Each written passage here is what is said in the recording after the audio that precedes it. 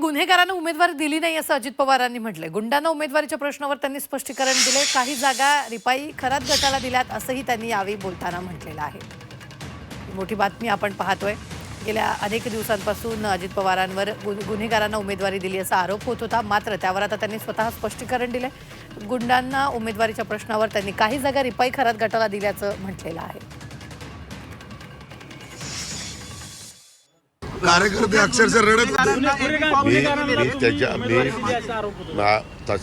तसं नाहीये. त्याबद्दल मी वेगळी पत्रकार परिषद घेऊन आमची RPI सचिन खरात यांच्याबरोबर युती झालेली आहे. सचिन खरात आत्ता देखील माझ्याबरोबर होते आणि त्यांना पण तुम्ही विचारू शकता. त्यांनी त्याच्यामध्ये पण आमचं दोघांचं बोलणं झालं.